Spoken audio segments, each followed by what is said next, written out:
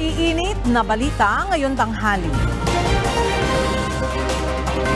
Philippine Coast Guard nagsagawa ng cleanup drive sa mga baybayin sa Noveleta, Cavite para linisin ang oil spill.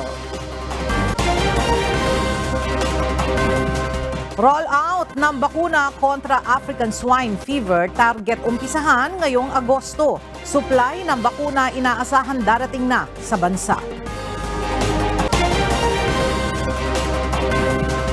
Mga paaralan sa Marikina nagsagawa ng soft launch ng klase ngayong araw. Opening ng klase para sa school year 2024 to 2025 sisimulan na sa Lunes.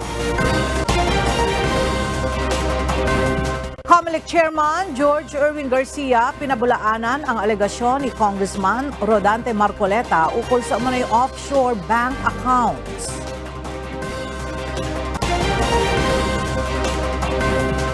Filipina boxer Ira Villegas pasok na sa quarterfinals ng women's 50kg boxing ng Paris Olympics matapos pataubin ang kalaban na Algerian boxer.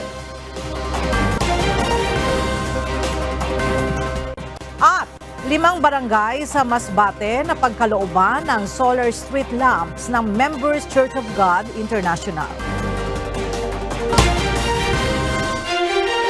Magandang tanghali mga kasangbahay. Ngayon po ay araw ng Biyernes, August 2, 2024.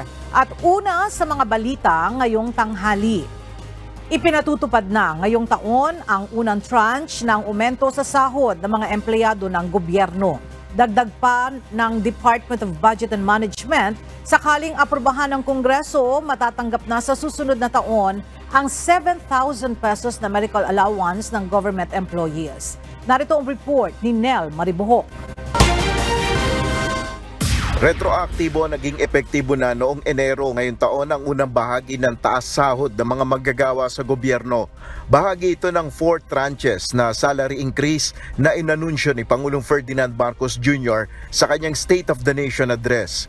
Ayon kay Department of Budget and Management Secretary Amena Pangandaman, may isinasapinal ng executive order ukol sa taas sahod na ito. As of now po, we are perfecting the executive order po and we are hoping po for the issuance of the executive order soon po.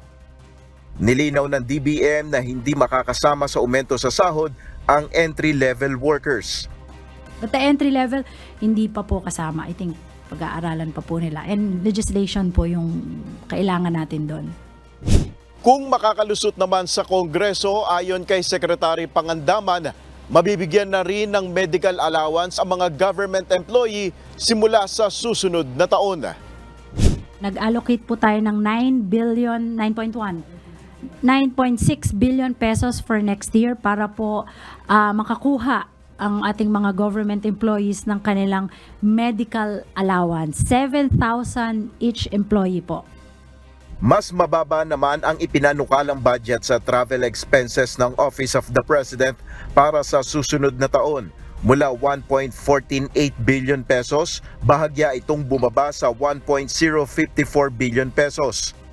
It's a 94 million or 8% decrease compared to 1.148 billion allocation in the 2024 General Appropriations Act. Bumaba po siya ng 8%. Ibig sabihin nito, maaaring mabawasan ang pagbiyahe ni Pangulong Marcos sa susunod na taon. Siguro, kung makikita po natin dito sa proposal nila, siguro may mga nabawasan po silang mga travel, both local and foreign. Sa susunod na linggo, inaasahang sisimulan na ng Kongreso ang pagbusisi sa 6.35 trillion pesos 2025 proposed budget ng administrasyon. Nel Maribuhok, UNTV News and Rescue, Diyos ang aming sandigan, serbisyo publiko ang aming pinahalagahan. Inilunsad na kahapon ang 45 pesos rice for all program ng Department of Agriculture. Ilan sa mga naunang nakapila ay mga senior citizen na mas pinili ang 29 pesos kaysa 45 pesos na bigas. Narito ang report ni Harry Ilagan. Dumayo pa mula Quirino sa Maynila ang mag-asawang Emilia at Wilfred. sakay ng kanilang bisikleta sa Kadiwa Center sa Bureau of Plant Industry sa San Andres, Manila para makabili ng murang bigas. Mas pinili nila ang tig 29 pesos kada kilong bigas kaysa 45 pesos na bigas dahil yun lang ang kaya ng pera nila. Pero may amoy mo, may amoy. Pero pag inugasa mo, masarap din naman. Oo. Okay naman. Kaya lang buhaghag siya, buhaghag. Pero okay naman. Bugatan lang maigi. Pag may pera, di 45 na. Kaso wala hanggang 29 lang kaya Si Nanay Snelia Lim naman, mas pinili ang 45 pesos na bigas kahit may mas mura na 29 pesos. Aniya mas masarap ang lasa nito kahit medyo mas mataas ang presyo. Maganda naman po, madulas siya Palagay ko maganda siya at saka may masarap ang lasa. Kasi sanay na po ako sa bigas Pag hawak ko pa lang sabi ko okay to. Diba? Ganun talaga. Kaya bumili po ako ng 5 kilo. Baka tomorrow babalik ako, pwede naman, diba? Ilan lamang sila sa mga kababayan nating nakikinabang ngayon sa murang bigas na inilunsad ng pamahalaan. Kahapon, August 1, inilunsad ng Department of Agriculture ang Rice for All program kung saan mabibili ang 45 pesos per kilo na well-milled rice. 4 na Kadiwa outlets sa Metro Manila ang unang binuksan ng DA. Ito ay sa FTI Taguig City, Bureau of Plant Industry sa Maynila, Potrero Malabon at Caloocan. Ang bigas na ibinebenta dito ay galing sa rice importers at local traders. May dalawang klase na ng bigas. Yung NFA stocks na ibinebenta natin under the P29 program at yung ating Rice for All, 45 pesos. Ito yung commercial well-milled rice naman. Ayon kay Assistant Secretary Arnel de Mesa, makatutulong ang pagbebenta ng 45 pesos per kilo na bigas para mapalawig ang 29 pesos rice program para sa mga mahirap nating kababayan. Matagal na itong naplano, itong P29 at saka Rice for All, at nakita naman natin na unti-unti dumadami yung mga locations natin at nagiging popular na itong P29, and hopefully yung Rice for All maging ganun din. So this is planned for a long-term implementation nitong dalawang programa na ito. Plano ng DA na ilunsad din ang programa sa iba pang lugar sa bansa sa buwan ng Nobyembre. Hari Ilagan, UNTV, News and Rescue, Diyos ang aming sandigan, serbisyo publiko ang aming pinahalagahan. Isinusulong na gawing 30 billion pesos ang halaga ng Rice Competitiveness Enhancement Fund o RCEF. Nanindigan naman si Senador Cynthia Villar, chairperson ng Congressional Oversight Committee on Agricultural and Fisheries Modernization, sa pagtutol na magkaroong muli ng rice importation power ang National Food Authority o NFA. Ang detalye sa ulat ni Rosalie Coz. Inihayag ni Senator Cynthia Villar, chairperson ng Congressional Oversight Committee on Agricultural and Fisheries Modernization, na isinusulong na gawing 30 billion pesos ang halaga ng Rice Competitiveness Enhancement Fund o RCEF, na kilala rin sa tawag na Rice Fund. Isang component ito sa Rice Tarification Law o RTL na nais amyendahan ng Kongreso dahil mapapasuna sa taong 2025. Sa kasalukuyan sa ilalim ng RTL, 10 billion pesos kada taon ang inilalaan sa Rice Fund para sa farm machinery, binhi, credit assistance at rice extension services na pinakikinabangan ng mga magsasaka. Ayon sa Senadora, nagkasundo sila ng Department of Finance na taasan ng halaga ng Rice Fund habang mababa ang taripang ipinapataw ng pamahalaan sa inaangkat na bigas. Ginawa nito ang pahayag sa isinagawang public hearing ng Congressional Oversight Committee on Agricultural and Fisheries Modernization para repasuhin ang Rice Fund. Ito ay matapos igiit ni Abono Party List Founding Chair at Sinag President Rosendo So na dapat dagdagan ng Rice Fund at agad na maipagkaloob upang mapakinabangan ng mga magsaka. Sa gitna ito na nakokonektang halaga ng pamahalaan mula sa rice tariffs. Sakali namang kulangin ang makukolektang taripa, pupunan ang Target Rice Fund sa pambansang pondo ayon kay Senator Villar. Yung collection natin for this year, aabot ng almost 41 bilyones. And for the next 5 years, lalampas pa rin sa 30 billion collection. Kaya ang gusto sana, ang sa Congress version yata 20 billion lang yata, 15 ang layo eh. So dapat sana i-allocate na yung 30 billion kagad sa every year allocation para at least maibigay na yung pondo. Habang 15% ang tariff, absolute amount will be talking about it. Kasi gusto ko assure tayo na kahit ibinaba nila tariff, the same amount will be given back to the rice farmers. So we will make a budget na 30 billion. Ngayon, kung ma-short yung tariff, pinramis nila sa akin, ilalagay sa GAA yung shortage. Oo. So, nag-compromise na kami dyan. Sa House Bill number 10381 na inaprubahan ng Kamara, 15 billion pesos ang isinusulong na taunang appropriation ng Rice Fund sa loob ng 6 na taon. Ganito rin ang halagang nakasaad sa inihaing Senate bills. Samantala, naninindigan naman si Senator Villar na hindi na dapat pang maibalik sa National Food Authority o NFA ang kapangyarihang makapag-angkat ng bigas. Gate nito, hindi nga magawa ng ahensya ang pangunahin nitong mandatong makabili ng palay para sa kinakailangang buffer stock requirement nito.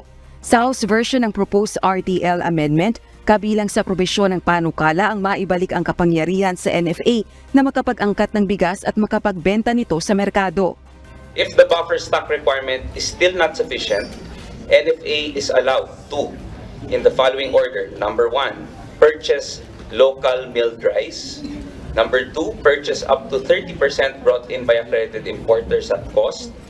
And 3, as a final recourse, once all domestic sources have been exhausted, directly import rice subject to the explicit authorization from the Department of Agriculture. I'm very strong about this NFA because I am a victim of the misdeeds of the NFA. Dagdag pa nito, kahit ibalik ang kapangyarihan sa NFA na makapag-angkat ng bigas, hindi nito mapapababa ang presyo ng staple food. Rosa Licuz, UNTV News and Rescue. Diyos ang aming sandigan, serbisyo publiko ang aming pinahahalagahan. Magkakaloob ng libreng bakuna laban sa African Swine Fever o ASF ang Department of Agriculture sa mga hog raiser na apektado ang kabuhayan. Ang inisyal na vaccine rollout ay isasagawa sa mga lugar sa Batangas at Mindoro na lubhang naapektuhan ng ASF. Ayon kay Agricultural Sector Alliance of the Philippines o AGA Party List Congressman Nick Briones, malaki ang dalang pag-asa sa mga hog raiser ng pagdating ng ASF vaccine sa bansa dahil maaagapan ang lalo pa nilang pagkalugi. So malaking tulong yan. Yan ang matagal nang iniintay ng ating nasa sektor ng pagbababuyan. At ang pagkakaalam ko ay libre. So yan ang isa nga ay malaking pag-asa na dumarating sa ating mga magbababoy na matagal. Ayon sa DA, mahigit 150,000 na ASF vaccine ang inaasahan darating sa bansa batay sa kumpirmasyon ng Bureau of Animal Industry o BAI. Ang mga bakuna na magmumula sa bansang Vietnam ay pumasa na sa Food and Drug Administration o FDA. Ang DA at through the Bureau of Animal Industry and ang FDA ay magkasama dito sa paglaban sa ASF at nandito kami para hopefully masugpo itong problema na ito at magkaroon tayo ng ample supply ng baboy in the near future. So konting tiis na lang ho at hopefully the vaccine is as good as advertised. Magsasagawa ng libreng sakay ang transport group na Manibela kapag itinuloy ng mga pro-PUV modernization group ang kanilang tigil pasada sa Lunes. Ang Magnificent Seven naman, pinag-uusapan na kung paano ang kanilang isasagawang tigil pasada upang tutulan ang resolusyon ng Senado na suspendihin ang Public Transport Modernization Program o PTMP. Narito ang report ni JP Nunez. Manibela, libre sakay! Libre sakay! Libre sakay! Libre sakay! Ito ang sigaw ng mga miyembro ng transport group na Manibela na nagtipon-tipon kahapon sa headquarters ng grupo sa terminal sa Nagtahan, Manila. Ayon sa Manibela, nakahanda silang magbigay ng nationwide na libreng sakay para sa mga commuter kung magsasagawa ng tigil pasada ang koalisyon ng transport groups na Magnificent 7 sa Lunes, August 5. Paliwanag ni Mar Valbuena, chairman ng grupo, hindi sila sasabay ng tigil pasada ng mga grupong pabor sa modernization program. Ito'y dahil magkaiba naman anya ang kanilang ipinaglalaban at malinaw umano na nais ng mga consolidated PUV na ma-phase out ang mga tradisyonal na jeep. Kung matutuloy po ang tigil pasada ng Magnificent, nakasuporta po ang buong puwersa ng Manibela. Hindi tayo magtitigil, hindi natin susuportahan ang panawagan ng jeepney phase out. Ang ikinakasa ng Magnificent at ng iba pang kooperatiba ay tigil pasada para sa pag-phase out ng ating mga traditional jeepney. Ayon sa Manibela, sa August 6, araw ng Martes nila isasagawa ang kanilang transport caravan. Pag-uusapan pa kung magtitipon-tipon sila mula sa University of the Philippines sa Diliman at saka mag-iikot sa mga kalsada sa Metro Manila. Ang dahilan ng transport caravan ng Manibela ay upang ipanawagan kay Pangulong Ferdinand Marcos Jr. na sang-ayunan ang suspensyon ng Public Transport Modernization Program o PTMP. Bukod dito, nais din nilang manawagan sa mababang kapulungan ng Kongreso na magpasa ng resolusyon para masuspinde ang PTMP at magkaroon ng joint resolution ang Senado at ang Kamara. Samantala, nagpulong na kahapon ang Magnificent 7 upang pag-usapan ang kanilang planong tigil pasada sa Lunes. Ayon kay Pasang Mazda National President Obet Martin, hindi sila pabor sa resolusyon ng Senado dahil mas marami sa mga PUV ay sumunod naman sa modernization program. Naging hindi katanggap-tanggap ang resolusyon na ipinasa ng Senado sa hanay ng mga tumaya dito sa programa ng modernization program ng ating pamahalaan. Samantala sa opisyal na pahayag na inilabas ng Land Transportation Franchising and Regulatory Board o LTFRB kahapon, sinabi ni LTFRB Chief Chofilo Guadis III na magpapatuloy ang implementasyon ng PTMP dahil wala namang direktiba ang Pangulo at ang Department of Transportation na ihinto ang programa. JP Nunez, UNTV, News and Rescue. Diyos ang aming sandigan, serbisyo publiko ang aming pinahahalagahan. Naglabas ng paglilinaw ang Land Transportation Franchising and Regulatory Board o LTFRB ukol sa patakaran sa mga unconsolidated public utility vehicles na papayagan pa ring makapamasada. Mula sa Quezon City, alamin natin ang detalye kay JP Nunez live. JP, ano itong paglilinaw ng LTFRB ukol dito sa mga unconsolidated PUVs? Ella, may mga kondisyon ngang nilinaw ang Land Transportation Franchising and Regulatory Board o LTFRB doon sa mga unconsolidated na mga public utility vehicle o public utility jeep na papayagan pa ring bumiyahe. Ayon nga sa ahensya, isa dyan ay dapat na nakarehistro ang use ng PUV o traditional na jeep sa Land Transportation Office o LTO. Dapat din na meron silang personal passenger accident insurance coverage para sa mga pasahero. At bukod dito, ang mga ruta kung saan sila papasada ay dapat na aprobado sa ilalim ng Local Public Transport Route Plan o LPTRP. Ito nga yung naging paglilinaw ng LTFRB doon sa kanilang inilabas na Board Resolution number 53. Nakalagay dito na papayagan yung mga unconsolidated na PUV at jeepney, pati yung mga UV Express, kung merong mababang bilang ng mga authorized unit ang pumapasada sa isang ruta. Layo nito na wag magkulang ng masasakyan ang mga pasahero kaalinsan ng pagpapatuloy ng implementasyon ng modernization program ng pamahalaan. Batay sa board resolution na ito, merong nasa higit 2,500 na mga ruta ng traditional na jeep at mga UV Express ang pinapayagang makabiyahe ang mga hindi nagpa-consolidate. Samantala, Elas, nandito tayo ngayon sa Quezon City Memorial Circle at may press conference ngayon ang mga transport group na pabor sa Public Transport Modernization Program o PTMP. Ayon sa kanila, tuloy sa Lunes ang kanilang tigil pasada. Pero hindi nila lahat ng modernized unit ay hihinto sa pamamasada upang hindi maparalisa ang biyahe lalo't balik eskwela na ang karamihan ng mga estudyante. Sa Lunes, August 5 at 5 pa lang ng umaga ay magsasayawa na sila ng pagtitipon sa Welcome Rotonda sa Quezon City at saka sila magmamarcha patungo sa Malacanang dala ang mga modernized na unit ng jeep.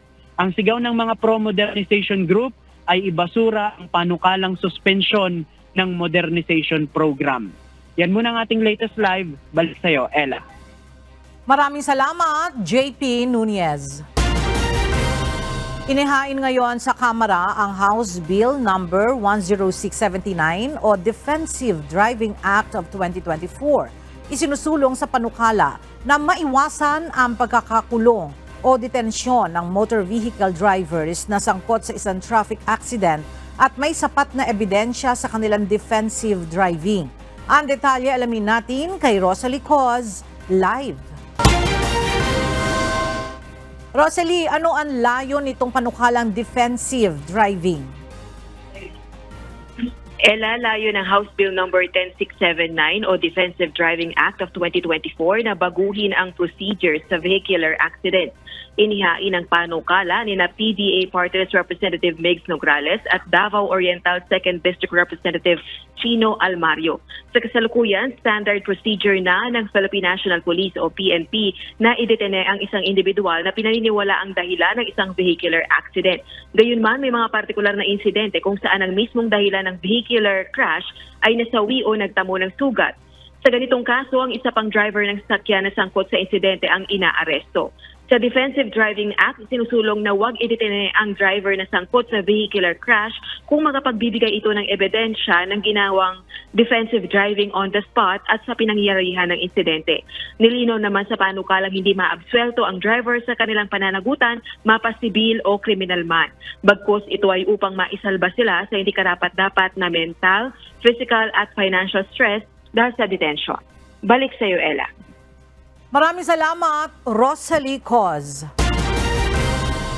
Sa kauna-unahang pagkakataon, binuksan kahapon ng Department of Migrant Workers ang exclusive job fair na nag-aalok ng mahigit 25,000 job opportunities para sa mga kababayan nating nais magtrabaho sa bansang Japan. Ang detalye sa ulat ni Jed Naresina.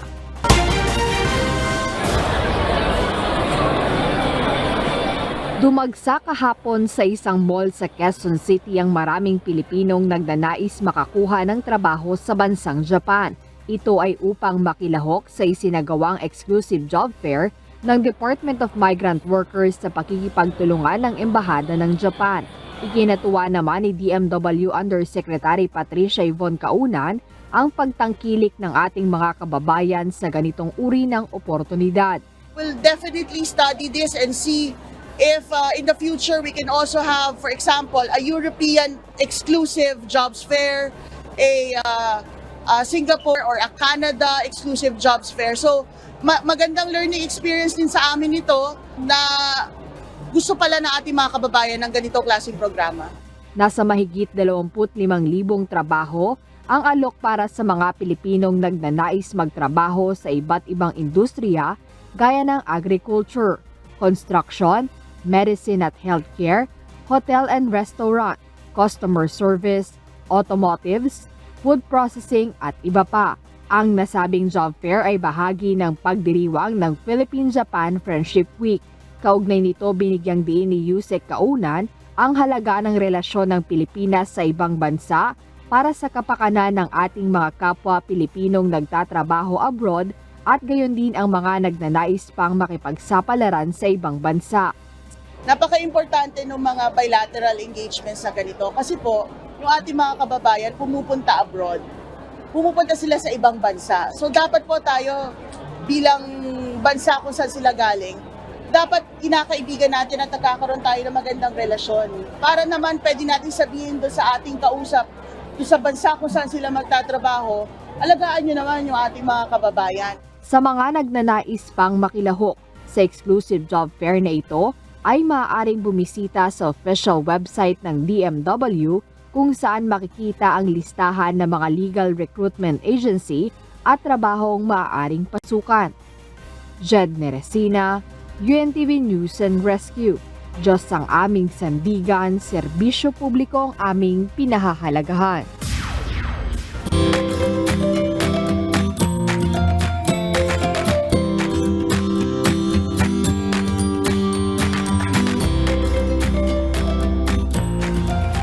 Nakahanda na ang ilang paaralan sa Marikina City para sa pagbubukas ng klase sa darating na Lunes, August 5. Ngayong araw ay nagkaroon ng soft opening ng klase sa Marikina kung saan pumasok na rin ang mga estudyante sa paaralan.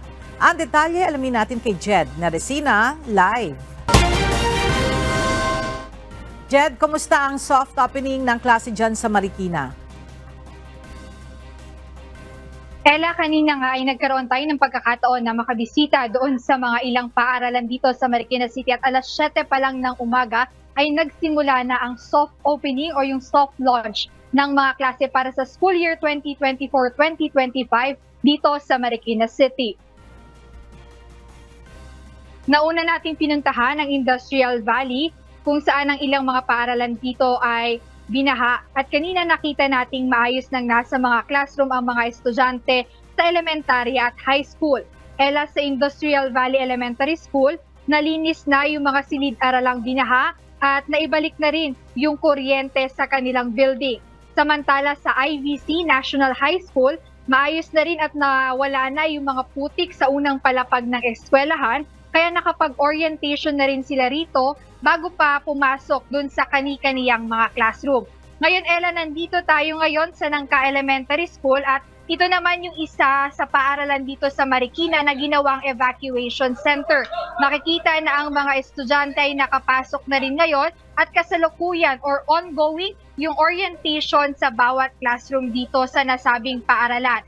Sa Lunes nga, Ella, inaasahan yung unang araw ng klase rito sa Marikina City para sa school year 2024-2025.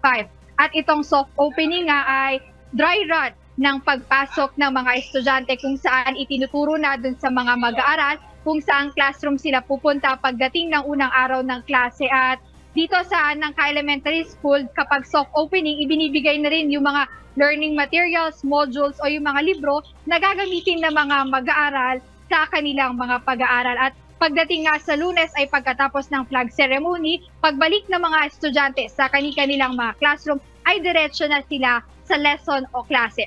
Ayan muna ang update dito sa Marikina City. Balik sa iyo, Ella. Maraming salamat, Jed Neresina. Sa pagbubukas ng school year 2024-2025, nagpahayag ng plano ang Department of Education na dagdagan ang bilang ng kanilang admin staff. Ito ay upang mabawasan ng non-teaching workload ang mga guro. Sa isang panayam, sinabi ni Education Secretary Sani Angara ang kakulangan ng admin staff ng kagawaran sa kabila ng pagdideploy ng nasa 5,000 non-teaching staff. Sa ngayon, inaalam pa ng DepEd kung ilang admin staff ang kanilang kakailanganin para mabawasan ang admin tasks ng mga guro.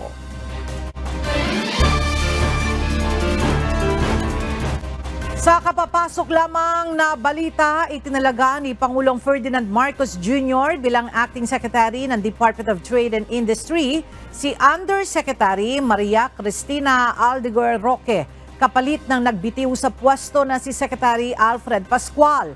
Si Yusek Roque ay naging instrumento sa pamumuno ng MSME Development Group sa DTI at nagpatupad ng mga programa at inisyatibo na tumututok sa kapakanan ng Micro, Small and Medium Enterprises o MSMEs. Binigyan diin ng Pangulo ang halaga ng DTI at ang pangangailangan na magkaroon ito ng karapat-dapat na lider.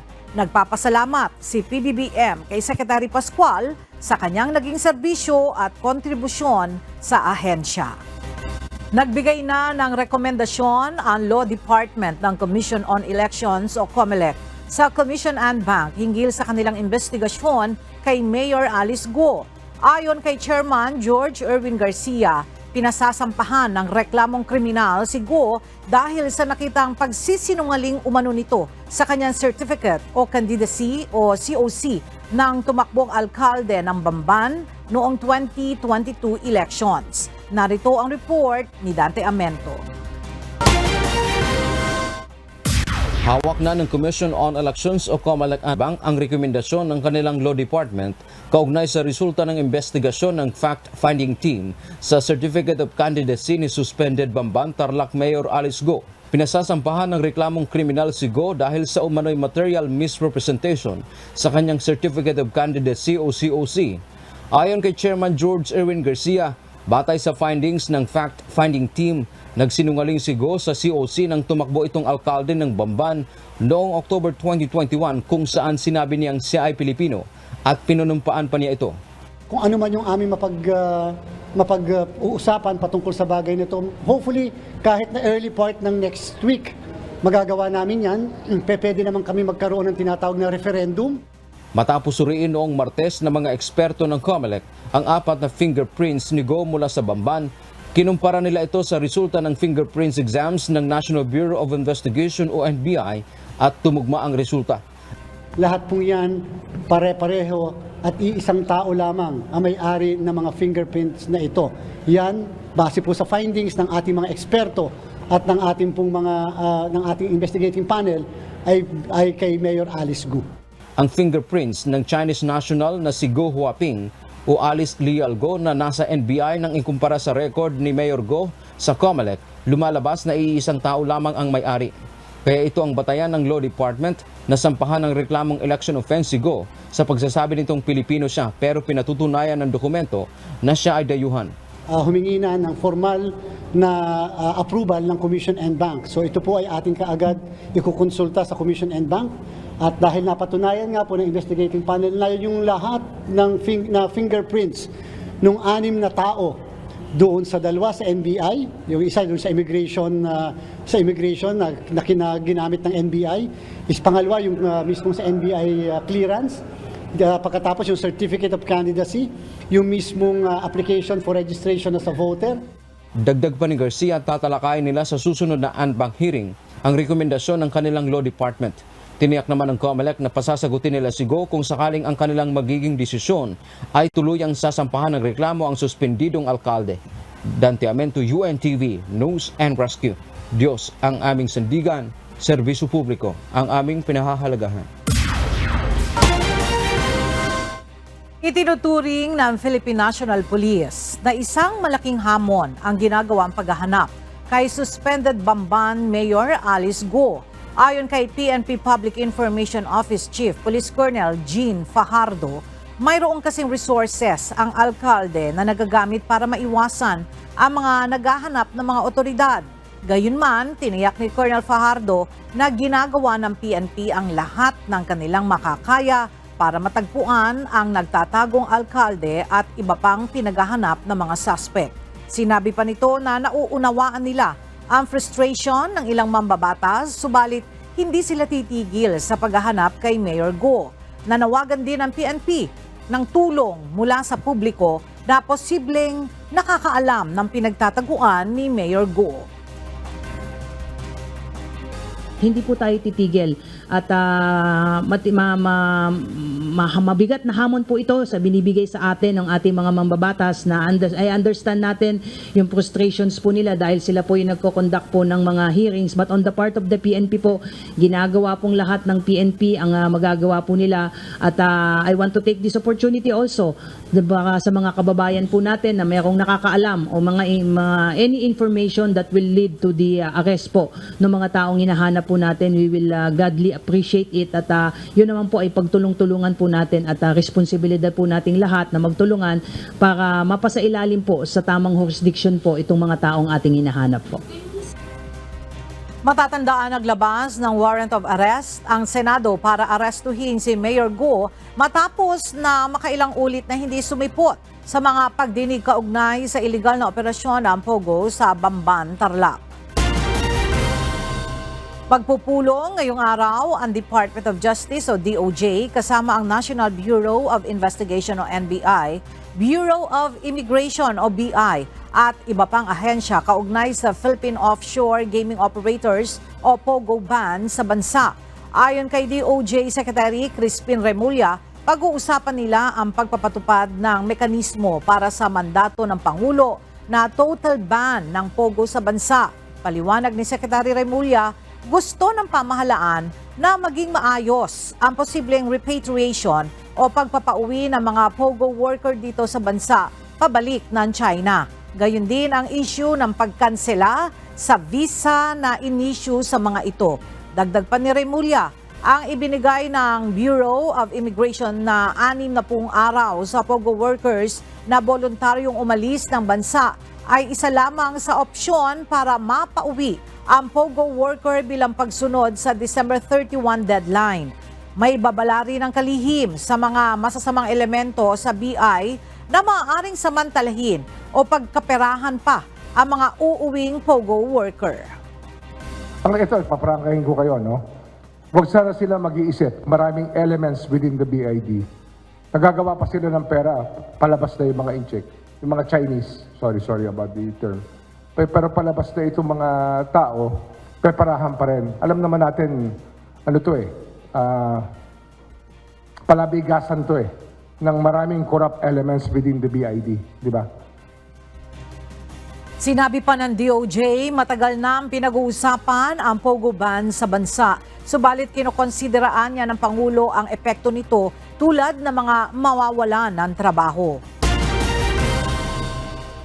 Natapos ang PNP Anti-Cybercrime Group ang pagsuri sa mga gadget na nakuha sa Chinese national na hinihinalang espiya na nahuli ng CIDG sa Makati. Base sa resulta ng pagsusuri, nakitaan ng illegal interception at misuse of devices ang Chinese na si Yu Hangyu na paglabag sa Cybercrime Prevention Act of 2012.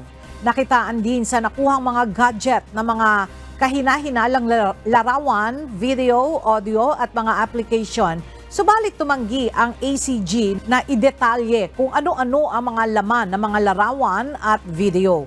Itinuturing naman ng PNP na security concern ang nadiskubreng files sa hinihinalang Chinese spy. The fact na he is possessing a device that is being used to intercept communication is again another concern considering he is a foreign national. Kaya nga hindi lamang po tayo stop doon sa scamming activities, we are digging deeper to determine whether itong mga ebidensyang mga data, itong mga equipment, devices na nakuha sa atin ay sa kanya ay hindi lang nagagamit sa scamming activities. So hindi doon umi-stop sir yung ating investigation. Nakatakda namang sampahan ng panibagong reklamo ng CIDG sa korte ang Chinese suspect dahil sa mga natuklasan sa sinuring gadgets. Itinanggi ni Chairman George Erwin Garcia ang pahayag ni Congressman Rodante Marcoleta hinggil sa umano'y isang offshore account ng COMELEC chief sa Cayman Islands. Ayon kay Garcia, hindi mangyayari na makapagbukas siya ng account sa ibang bansa dahil bukod sa maraming requirement, mahirap din makapunta doon. Paliwanag ni Garcia, maaaring may totoong account na binuksan at pinangalan sa kanya na malinaw na identity theft. Sa kabila ng demolition job sa kanya at COMELEC, sinabi ni Chairman Garcia na handa siyang humarap sa anumang pagdinig hinggil sa mga issue ngayon. Gusto ko po yung hearing. At ito po ang pinaka-importante. Para maitanong sa akin, sino nagbigay sa akin ng white paper na yon? Saan ang galing? Miyembro ba ng Kongreso? Sino nagbigay sa kanya? At ano ang pinangako nung nagbigay sa kanya? Willing po akong sagutin ang lahat ng katanungan sapagkat sinabi sa akin, face to face, kung sino ang nagbigay sa kanya, ano ang pinangako sa kanya. So yun po ang ibig ko sabihin, nilalako po kasi yung mga impormasyon na yan. Hamon pa ni Garcia sa mga mag-aakusa, panumpaan ang kanilang akusasyon para pwedeng magkaroon ng pananagutan o makasuhan ng perjury kung nagsisinungaling. Inaasahang maglalabas ng bagong waiver at sulat sa Money Laundering Council o anti-MNO si Garcia para ma-verify ang sinabing bagong account. Inihayag ni Justice Secretary Crispin Remulla na hindi naman maikukonsidera na masama ang naging hakbang na bawiin ang ilang security details na nakatalaga kay Vice President Sara Duterte. Ayon kay Remulla, kung tutuusin, mas marami pa anyang bantay ang Vice Presidente kaysa kay Pangulong Ferdinand Marcos Jr. At sa ngayon, bagamat binawi ang ibang security ni VP Sara, ay marami pa rin naman ang natitira. After the recall of the 75, meron pa siya 320 security personnel. I don't think it's a bad matter to recall some of the personnel. And she still has 300 bodyguards. It is bigger than the president's contingent. Dumadaing na ang mga nangunguha ng tahong sa Cavite dahil sa matumal nitong bentahan, dulot ng pangamba na naapektuhan na ng oil spill ang mga naturang lamang dagat. Bukod rito, problemado rin sila dahil ilan sa kanila ay may mga pinagpag-aral pa na anak. Narito ang report ni Benedict Samson. 5 ang anak ng mangingisda na si Anthony Calamayo, kung saan 3 rito ay pawang nag-aaral sa elementarya. Kaya't ganoon na lamang ang kanyang pagpupursigi na kumita para pambaon ng mga ito sa eskwela at sa kanilang pang-araw-araw na gastusin. Ng maaga pa lang, makapagpadala na ako doon ng 200 o kaya 300, ganun. Pag walang-wala talaga, nababudget naman ng misis ko kahit pa paano naman. Mula sa Naik, Cavite kung saan sila na-relocate, bumabiyahe pa siya patungong Bacoor City dahil nandito ang kanyang pwesto ng taungan. Ngunit bunsod ng inilabas na no-catch zone sa 8 coastal municipalities sa Cavite, tigil muna sila ngayon sa pangunguha ng tahong. Kumikita ko kami ng 600, 700. Pero sa panahon ngayon, gawa ng tumal, pahirapan pa ako ng 500. Gawa ko nang nailipat pa ako kami sa Naik, sa pamasahe pa lang, kulang na. Kaya ang nangyari ngayon, hindi na lang kami nauwi, dito na lang kami natutulog sa mga baka-bakante dyan. Kaya naman umaasa si Anthony na bukod sa relief goods, ay makatanggap din anya sila ng cash assistance. Kung sa pagkain, wala naman ako tayong magagawa kung ano lang yung may bigay . Ayan sabi sa amin, relief goods. Ano po ang gagawin natin? Kung ganun lang may bibigay, di tanggapin na lang din natin. Pero sa tutusin lang, kulang pa yun. Oo, katulad doon yan, yung pamasahe namin. Siyempre, gusto rin namin makapili ang pamilya namin. Ito yung nakukuha mga tahong dito sa Bacoor City na bahagi ng Manila Bay. Ngunit nung ito ipusan, ay wala naman tayong nakitang bakas ng langis. Bagamat walang bakas ng langis ay kinakailangan muna itong sundin para na rin sa kaligtasan ng ating mga kababayan. Sa inilabas sa advisory ng Department of Health Calabarzon, pinapaalalanan ng mga Caviteño na umiwas muna sa mga labang dagat na nahuhuli sa mga oil spill affected area dahil anila sa posibleng sakit na dala nito gaya ng food poisoning. Dahil sa pangamba na kontaminado ng langis sa mga lamang dagat, ang mga tindahan ng tahong sa Barangay Siniguelasan, Bacoor City na dati ay araw-araw na bukas, sa ngayon ay pinili na lang na magsara dahil sa matumal na bentahan. Samantala, sa isang pahayag na inilabas ng grupong Pamalakaya, immediate economic relief at hindi lang relief packs ang dapat maibigay sa mga apektadong mangingisda dahil sa ngayon ay hindi sila makapagbenta ng kanilang mga nahuhuli.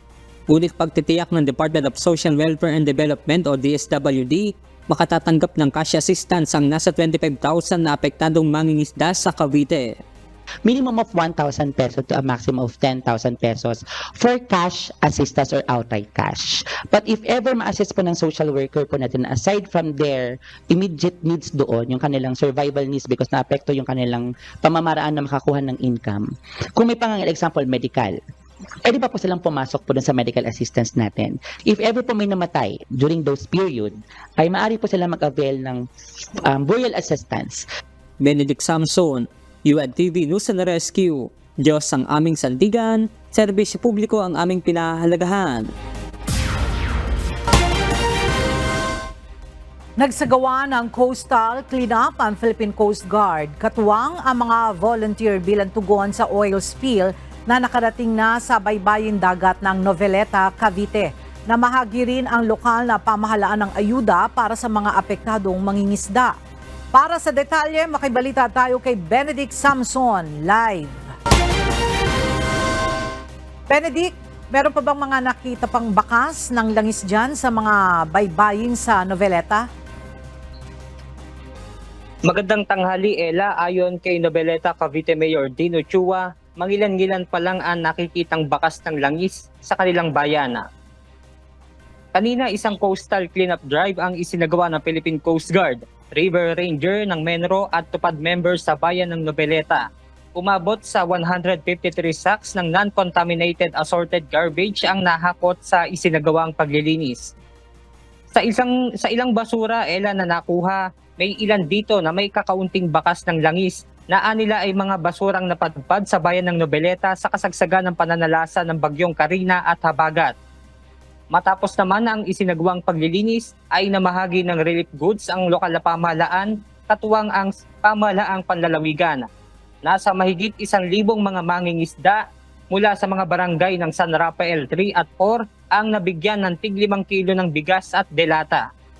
Ella, sinabi rin ng Noveleta LGU na weekly ay nakatakda na silang magsagawa ng pamamahagi ng ayuda. Yan muna ang ating update mula rito sa Cavite. Balik sa inyo dyan, Ella. Maraming salamat, Benedict Samson. Naapula na ng mga kawani ng Bureau of Fire Protection o BFP at iba pang mga fire volunteer ang sunog sa isang gusali sa Yuchenko Street sa Binondo, Maynila. Bandang alas 7:30 ng umaga nang magsimulang sumiklab ang apoy mula sa isang karderya sa baba ng palapag na gusali. Itinaas ang alarma sa second alarm at naapula ito alas 10:03 ng umaga. Ayon kay Barangay Kagawad T, 11 individual ang hindi nakalabas ng buhay sa nasunog na gusali. Karamihan sa mga ito ay mga nangungupahan at mga trabahador sa ilang tindahan sa gusali. Inaalam pa ang pagkakakilanlan at detalye ng mga biktima. Wala pa ring kumpirmasyon ang BFP kung may iba pang nasugatan sa insidente.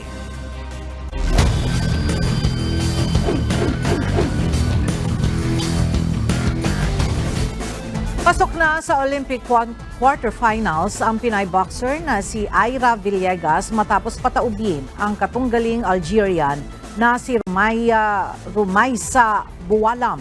Ang pagkapanalo ni Villegas ay sakto sa pagdiriwang niya ng ika-29 na kaarawan. 5-0 ang score ni Villegas via unanimous decision sa round 16 ng women's 50 kg event. Isang hakbang na lang ito patungo sa pagkakaroon ng isang Olympic medal ni Villegas. Sa isang pambihirang pagkakataon, nakitang magkakasama sa isang larawan ang mga kinatawan ng North at South Korea sa 2024 Paris Olympics. Nangyari ito matapos ang kanilang paghaharap sa mixed doubles table tennis event. Sa kabila ng mga tensyon sa pagitan ng dalawang Korea, ipinakita ng mga atleta ang sportsmanship at professionalism sa pamamagitan ng pagbati sa isa't isa.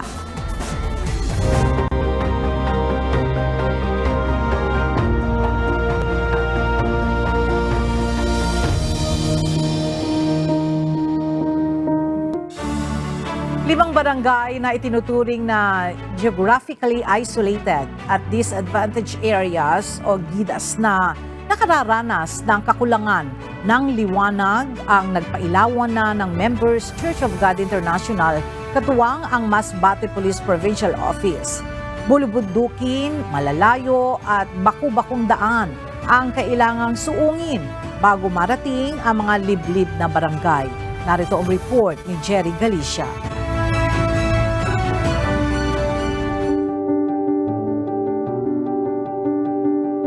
Malayo sa kabihasnan o sa sentro ng bawat bayan, walang supply ng kuryente at kung may linya man ang ilan, wala namang liwanag ang mga daanan ng mga kababayan natin sa 5 barangay dito sa isla ng Masbate. Partikular na mga barangay ng Sinalongan sa Masbate City, Barangay Banase at Gabi na nasa tuktok ng bundok sa bayan ng Baleno, Barangay Pinanaan at Malayo at Coastal Barangay ng Amutag sa bayan ng Aroroy. Bukod sa malayo at baku-bakong mga daan, kailangan pang tumawid ng 3 maliliit na ilog na kapag malakas ang ulan ay umaapaw at hindi na madaraanan ng mga residente. Bagamat may mga linya ng kuryente sa ilang mga bahay, wala namang ilaw sa mga malayo sa sentro. Kaya sa pagsapit ng takip silim ay nababalot ng kadiliman ang kanilang kapaligiran dahil sa kakulangan ng ilaw sa kanilang lansangan. May ilang residente na nahuhulog sa isang tulay na tinatawiran ng mga residente sa nasabing barangay.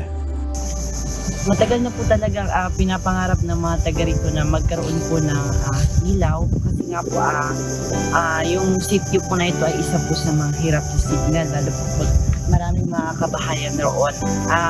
Marami pong mga kabataan na lalo na po yung mga mag-aaral na tumatawid pa po ng tulay na ito para lang po makasagap ng signal. Halos nalalaglag po sila dyan para lang po pumunta para makakuha ng signal. Ilang beses na rin po may mga batang nalaglag kasi gabi nga po hirap sa pagdaan kasi nga po madilim at walang signal.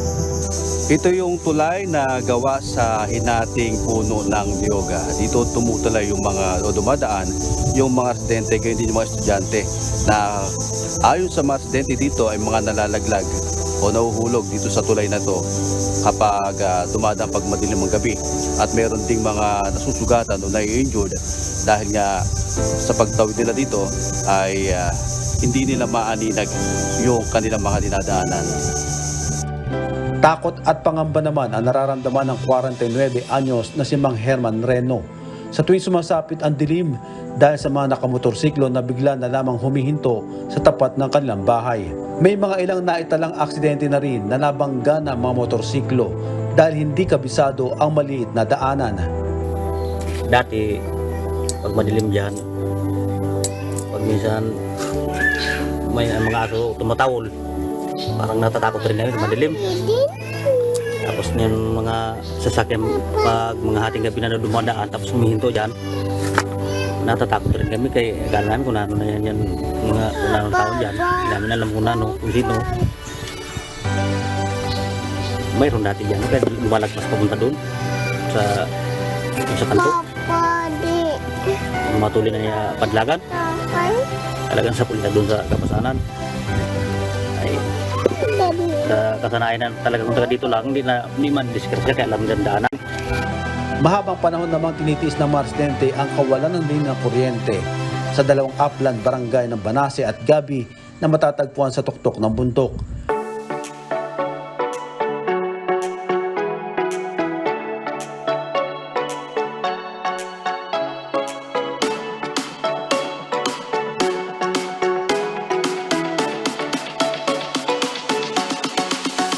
Bilang tugon sa kanilang hiling, naisagawa na noong nakarang linggo ang ceremonial lighting sa 50 solar lamp na naitayo ng MCGI sa lugar. So grabe po ang pasasalamat ng ating mga community sa tulong ng MCGI at UNTV. So talagang partners talaga siya ng ating kapulisan sa pagmamalasakit sa ating komunidad. So itong MCGI natin, dapat ay minamahal natin. Kasi sila ang laging natatawagan natin kung tayo ay may kailangan.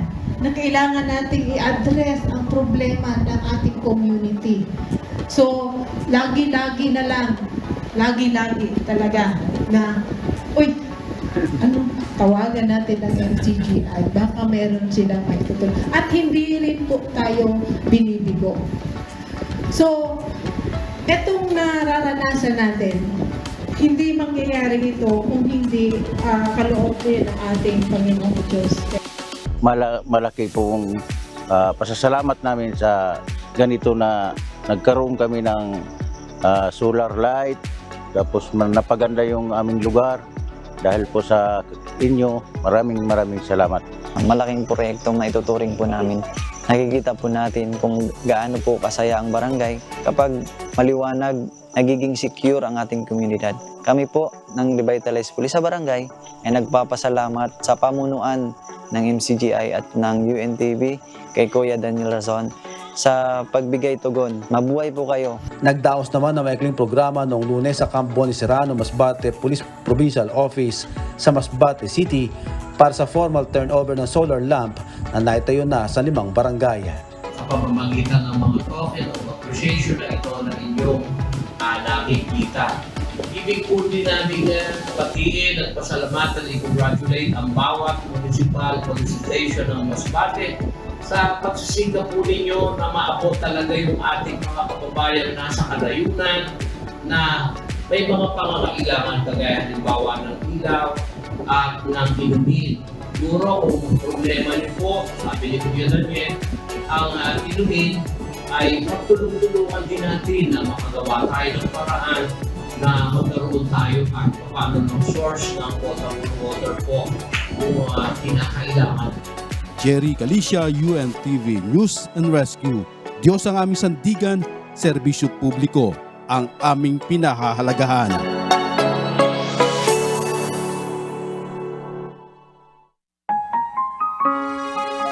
At sa ating iiwang mga salita ng Diyos na ating sandigan mula sa aklat ng Ecclesiastes Kapitulo 7, versikulo 13 na nagsasabi, "Gunitain mo ang gawa ng Diyos, sapagkat sinong makapagtutuwid ng ginawa niyang baluktot."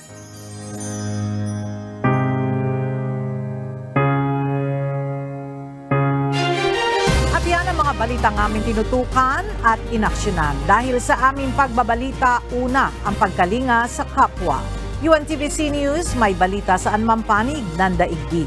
At dito sa UNTV, Diyos ang aming sandigan, serbisyo publiko ang aming pinahahalagahan. Magandang tanghali at happy weekend.